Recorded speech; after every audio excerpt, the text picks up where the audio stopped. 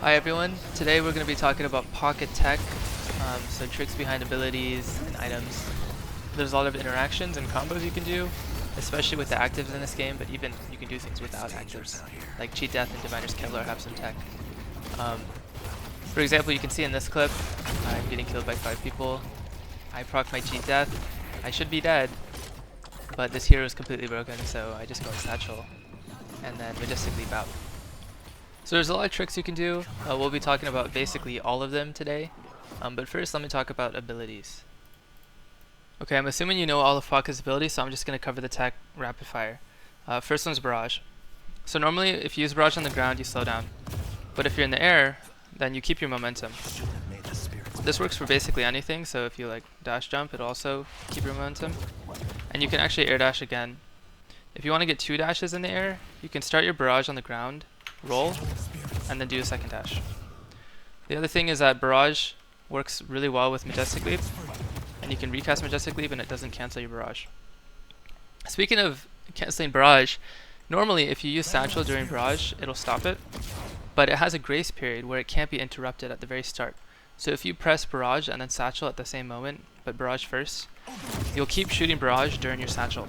And this works on every ability, so you can do it on Afflict, you can do it on E-Shift, you could do it through melees, and you can also do it with parries.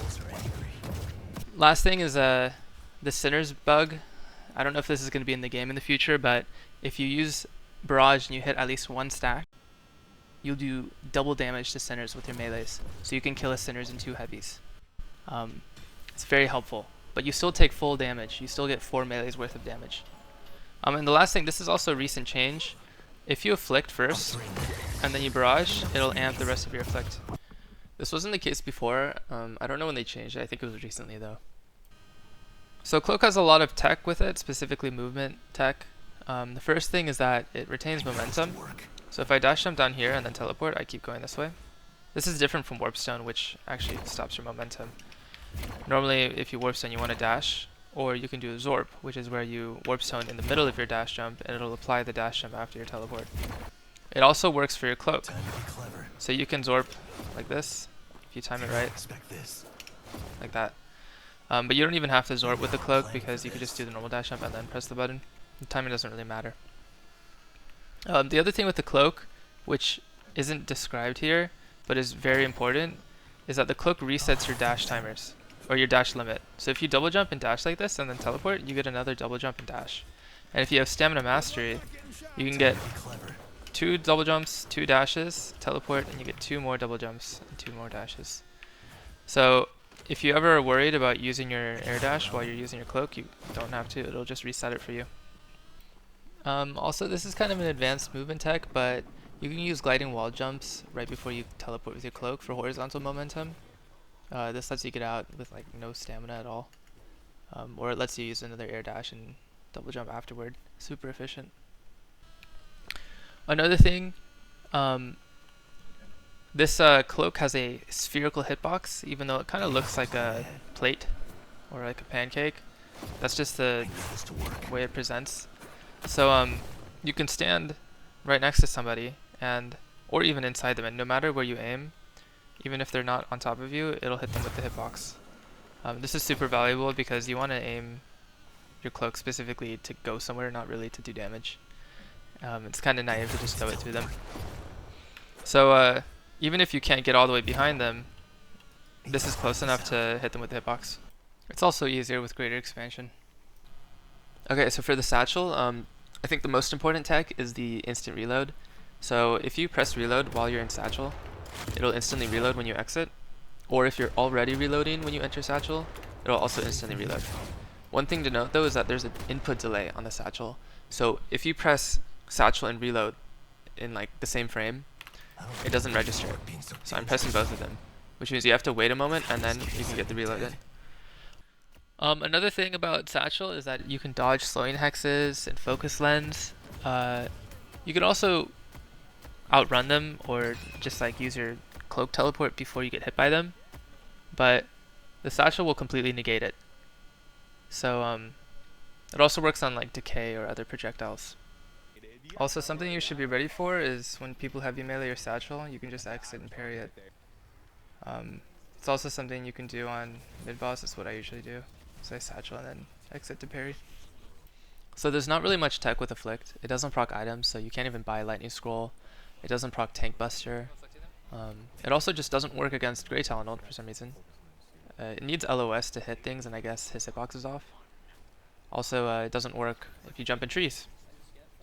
So I thought I afflicted everyone. I didn't afflict anybody. So don't do it in trees. Okay, now I'm going to cover the items. There's a ton of tech with all of them, especially with the actives, and these are all core items on Pocket, so you'll basically be using these all the time. First one's Cold Front, which is like your first buy, one of your first spirit buys. So you can use it to instantly cancel Satchel, which is faster than using your gun by a few frames. You can also use it right before your Satchel, and when the Satchel's max, they have the same radius. So I would say always use Arctic Blast first, because when you're at max range here, you can see that Cold Front takes time to travel, and the enemy can dash out after you hit the Satchel, but before you hit the Arctic Blast. But if you blast first and then you Satchel, it'll freeze them here, and you can use the duration to avoid abilities before you blow them up, and they won't be able to run out of it. You should also use it before you Afflict. That just makes sure that they can't get out of it. And then you can use your Satchel and Cloak afterward, so that you can escape. I wouldn't say that Blast is like the best item to upgrade on Pocket. It's usually the last thing I upgrade, because Cold Front does a good amount of damage, and Blast is mostly for the stun. The other thing is that Blast has a lingering hitbox, so on like Shiv or Calico, you use it before you dash, and the same applies to Pocket. So if I throw this Cloak all the way over here, I can Cold Front first, and then teleport, and I hit this guy and also that guy. So sometimes when you're doing this combo like this, you can actually explode with your Cold Front and then teleport, and you'll hit both people. Or if you're planning on doing your Satchel explosion there, I would say Cold Front, teleport, and then enter your Satchel and explode. Because you can't do this tech if you're in your Satchel before you teleport. Otherwise you won't be able to press the Cold Front before the teleport. It'll just explode the Satchel there. Okay, and then for Warpstone. Warpstone Afflict is a pretty standard combo. But the issue with it is that it removes all your momentum. So you want to be able to either Zorb Afflict or just do a dash right after your Warpstone. Because it's good to be moving when you Afflict unless you're trying to be precise. You can also Warpstone immediately out of Satchel on like frame 1. You can do any of items right out of Satchel. Majestic Leap has way more sauce, so this carries momentum through Cloak. So if I throw my Cloak over here and then Majestic Leap this way, it'll actually send me in this direction after I teleport. It's also really good with your Barrage, because normally the Majestic Leap starts descending after the peak and you have to double jump. But if you use your Barrage, you'll stay in the air for longer. And then you can drop down and use your double jump. Really strong ability for setting up Afflicts as well. And you can use it to get behind people to throw your Cloak. E-Shift. This is actually really broken with Cheat Death Pocket. And the reason is because you can get like 6 seconds of iframes, and it buys you a ton of time to teleport out. So you always want to do Satchel first and then E-Shift. The reason is because Satchel has a cast animation. So there's a short amount of time where you're vulnerable, and E-Shift doesn't. E-Shift is instant. So if you E-Shift first and then you swap to Satchel, you can see I'm vulnerable for a moment. But if you Satchel first, you can instantly cancel it with the E-Shift. And this gives me continuous invincibility. The one issue though is that after the E-Shift ends, you're still vulnerable for a moment, which could stop your Majestic Leap cooldown. But like normally you would do something like this, throw your Cloak, then you enter your E-Shift, and here you're mashing your Cloak teleport. And you'll basically always get out if you have these two items, unless you get stunned. Also for Spirit Burn, this is a really broken item on Pocket. Specifically because if you Afflict somebody and you apply Spirit Burn can kill them. After they're 1 HP, they'll just die to Spirit Burn. Even though you're overlapping anti-heal, because Afflict is full anti-heal, Spirit Burn's up more often than your Afflict, so you can just be the dedicated AoE anti-heal hero, and you can also get these free kills, and it does damage. The other thing is that it's boosted by Amp, all of these are, so damage items are really good. So Cheat Death has the most tech for sure, just because of the trickery you can do with Majestic Leap, E-Shift, and Diviner's Kevlar, and also your kit. Normally, if you proc cheat death, you can get out with just using cloak and satchel.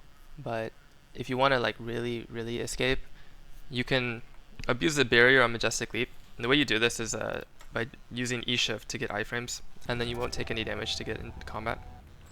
So I'm gonna give this guy Torment Pulse and proc cheat death. And you want to throw your cloak and then satchel here. So we're trying to get 6 seconds of iframes. So you need E shift because satchel isn't long enough. And at the end, you want to instantly teleport and Majestic Leap. If you do it properly, then the Torment Pulse won't catch you or other lingering damage. And you can get the Majestic Leap out instantly and teleport. Technically, you want to teleport first and then leap, or ideally do it on the same frame, because Majestic Leap is, I think, disadvantaged in the netcode, which means if you press it and your client believes you cast it, you'll see the animation of you jumping. But if the server determines that you took damage before you teleported, it'll send you back to where you were. And this is just because if like another enemy did more damage before it has high ping or you have high ping or something, it'll prioritize that damage over your Majestic Leap. But if you teleport, I think teleport is better for this netcode issue. I mean, I don't really know exactly how it's coded, but you're more likely to get the Majestic Leap off if you teleport and leap at the same frame. And then for Diviner's Kevlar, this ability gives you a barrier the second you press Affliction, not when it applies. So you can see I get a barrier here.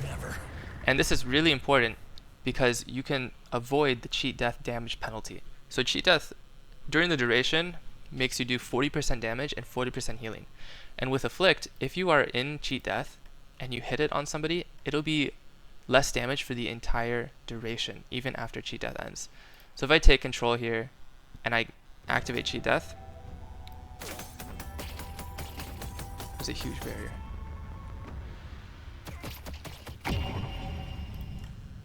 Then when I afflict during this cheat death, it's gonna do 18 damage, even though my actual DPS is 76.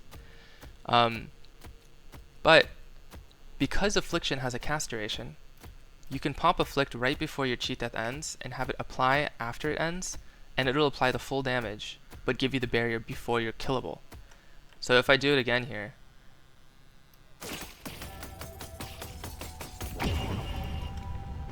you just wait for your cheat death to get to like right here, press it, I get the barrier before I'm killable, but now I'm doing 44 damage, which is the total damage.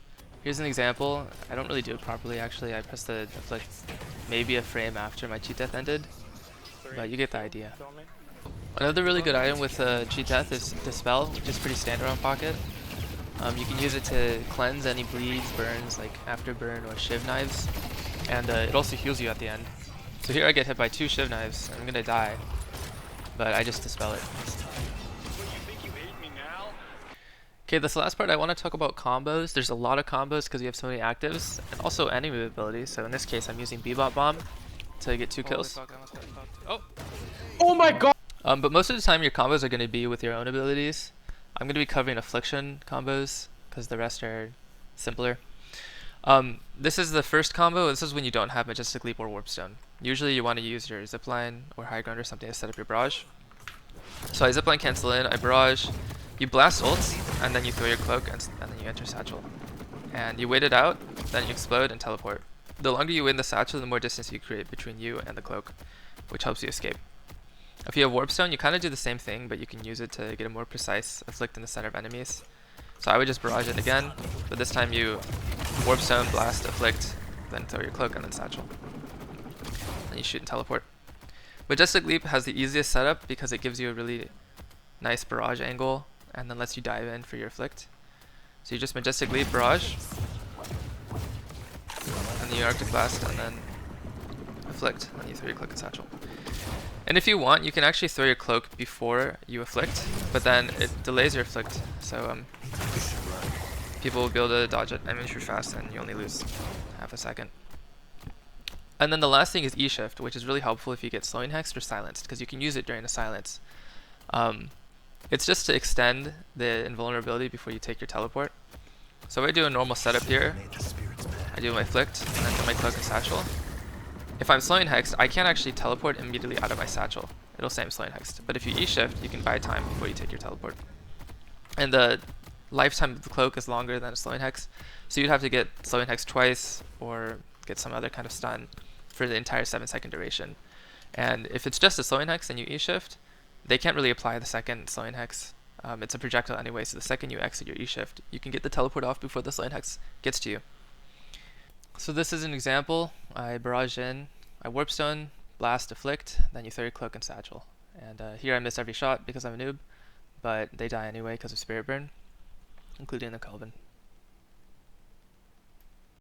So this is a bit of a mind control tech and also an interaction with Dormant Ult. If you satchel at the end of Dormant Ult, it stops the satchel when you exit, but if you E-shift before the end of Dormant Ult, it continues afterward. So I E-shift here instead of satchel so that I avoid this Dormant cart. And then I afflict and cloak and teleport out. And it kills everybody, we get mid-boss and we win the game. So that's basically everything. I might make a playstyle video later, I don't really know. But yeah. Here I'm dodging a Wraith ult by avoiding the crosshair. Just kind of like, yeah. Keep your eyes peeled.